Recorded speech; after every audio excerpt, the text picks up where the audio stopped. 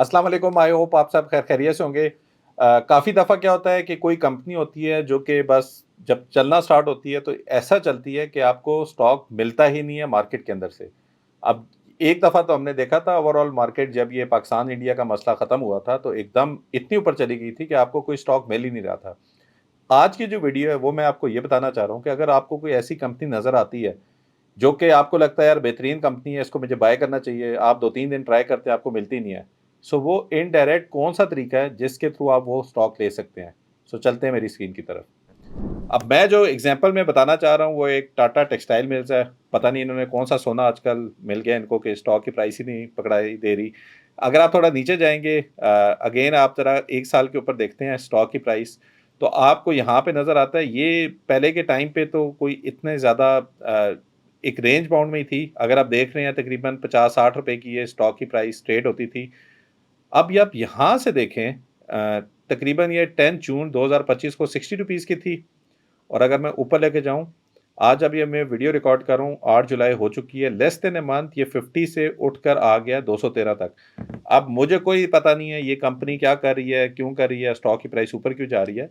मैं सिर्फ आपको इस वीडियो में और ना मैं ये कंपनी ओन करता हूँ। मैं अगेन डिस्क्लेमर दे दूँ this is just an informational video कि अगर आपने इस तरह की किसी कंपनी में अगर बाय करना हो मार्केट में तो बहुत मुश्किल है। डेली के बेसिस पे ये कैप कर रही है 10% ऊपर जाती है और कोई सैलरी नहीं मिलता इसका।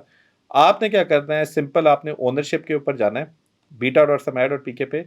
अगेन मैं ओनरशिप को अगर मैं यहाँ पे बाय डिफ़ॉल्ट दिखाऊँ तो ओनरशिप आपको 2 तरह की चीज़ें नज़र आ रही होंगी। एक तो ओनरशिप है कि नेशनल इन्वेस्टमेंट ट्रस्ट के पास तकरीबन 2.8 मिलियन शेयर हैं। एकेडी इन्वेस्टमेंट मैनेजमेंट के पास तकरीबन 2.88 मिलियन शेयर इनके पास भी हैं। अगर मैं म्यूचुअल फंड की होल्डिंग में जाऊँ, इसमें तो आप इन्वेस्ट कर नहीं सकते क्योंकि ये इनके प्राइवेट फंड्स होंगे।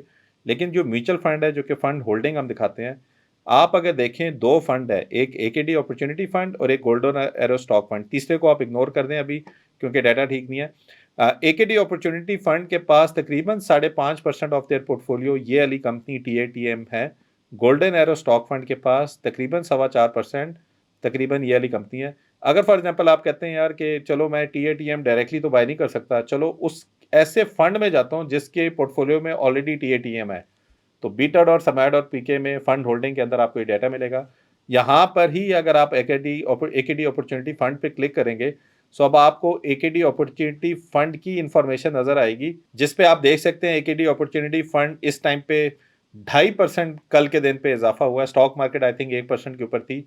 अगर आप इसकी परफॉर्मेंस देखेंगे एक साल में 42% की गेन हो चुका है और वहां पे हम देख रहे थे तकरीबन 350% तो 2-3 महीने की गेन है।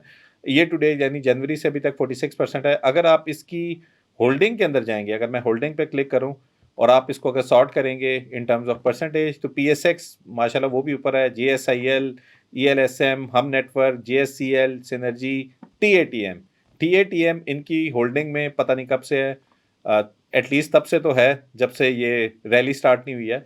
लेकिन ऑब्जेक्टिव यहाँ पे बताने का ये है कि अगर आप किसी पर्टिकुलर कंपनी पे इन्वेस्ट करना चाहते हैं और वो आपको फर्स्ट हैंड पे स्टॉक मार्केट पे नहीं मिल रही, सो सेकंड फेज में आपने वो म्यूचुअल फंड या वो ईटीएफ देखना है जिसकी पोर्टफोलियो में ऑलरेडी वो कंपनी है। मे बी आपको पूरे 100 रुपए का तो ना मिले लेकिन 7-8 रुपए का मिले। अगर ये for example liquidity opportunity fund में आपने इन्वेस्ट किया होता लाख रुपए अभी आज से महीना पहले, तो उसकी वैल्यू भी माशाल्लाह ऊपर गई होती क्योंकि उसमें एक आध कंपनी 400-500% ऊपर चली गई है। ठीक है, सो ये सिर्फ इंफॉर्मेशनल थी, सॉर्ट ऑफ डाटा को देखकर इनडायरेक्टली आइडेंटिफाई करना किस फंड में जाना चाहिए। और अगेन फंड का कंपैरिजन वगैरह मैं अलहदा डिटेल में वीडियो बनाऊंगा। लेकिन अगर आप ये करना चाह रहे हैं कि क्या इक्विटी अपॉर्चुनिटी फंड अच्छा फंड है, टूल्स में जाएंगे, इसके अंदर आप कंपेयर फंड में जाएंगे और कंपेयर फंड में फिर आप इक्विटी अपॉर्चुनिटी फंड को किसी और फंड के साथ भी देख सकते हैं। इनफैक्ट यहाँ पे पीयर कंपैरिजन में भी आपको नजर आ जाएगा कि यहाँ पे अगर आप देखें अपॉर्चुनिटी फंड ने एक साल के अंदर तकरीबन 42% का रिटर्न दिया है। अगर आप यहाँ पे पीयर करेंगे, फॉर एग्जांपल अगर हम कहते हैं अल हबीब स्टॉक फंड के साथ सबमिट करते हैं तो यहाँ पे इन दोनों फंड की कंपैरिजन आपको 100 से स्टार्ट हो रहा है। अल हबीब स्टॉक फंड की जो वैल्यू है वो आज के दिन पे 110 है जो कि कंपैरेटिवली एकेडी अपॉर्चुनिटी फंड से बेहतर है। अगर हम 1 मंथ पे लेके जाएंगे और 1 मंथ पे अगर देखेंगे दोनों के ऊपर किसका कंपैरिजन अच्छा था, तो वहाँ पे हम देख सकते हैं कि एकेडी अपॉर्चुनिटी फंड ने एके अल हबीब फंड को बीट किया है। इससे ज़्यादा सिंपल तरीके से आपको ए और बी में डिफरेंशिएट करके परफॉर्मेंस की बेस पे आइडेंटिफाई करके ग्राफिकली बताना कि आपको किस फंड में इन्वेस्ट करना चाहिए, beta.सरमाया.pk। और इंशाल्लाह जब ये हम लाइव करेंगे सरमाया.pk के साथ, इसमें और भी चीज़ें जो मैं साथ-साथ आपको आके एजुकेट करूँगा कि आपने कैसे देखनी है।